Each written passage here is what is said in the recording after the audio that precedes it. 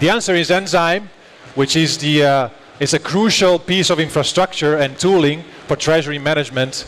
And we are very excited about this because not only is it a sound technical solution, but it's also the extra benefit of using something like Enzyme is avoiding the endless arguments about, hey, shall we trust somebody, shall we not, shall we keep security, how do we delegate, and so forth. Let me tell you exactly how it works so you understand why you think you can get both. Let's say you start with a treasury multisig, like a Gnosis safe, for example, but it could be other. It could also come from like a custodian if you're like a more centralized project. Let's say you start with a multisig. What you can do with your multisig, which is where you have initially your funds, you can create and own your vault. Meaning you create a specific contract on Enzyme that you own and control, and there you can actually, in your vault, in your Enzyme vault, you can then deposit funds, and when you do deposit funds, you receive shares, which are tokenized shares like ERC20 tokens, which can be held and custodied in the smart contract wallet. That also means that at any point in time, you can go back to the vault, burn those shares, and redeem those funds. So you effectively have control, non-custodial control over your asset. And here it's where it gets even more interesting, because the step 2 is actually now you can delegate to somebody else who's like more like professionally prepared and specialized in running that strategy, operating that strategy.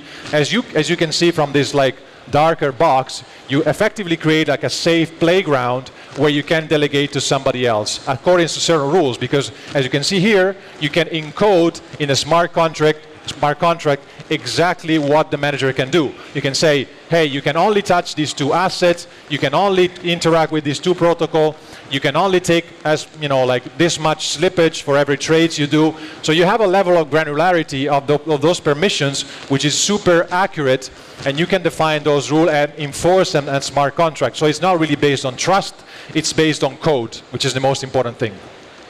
And this manager then can be actually a professional manager.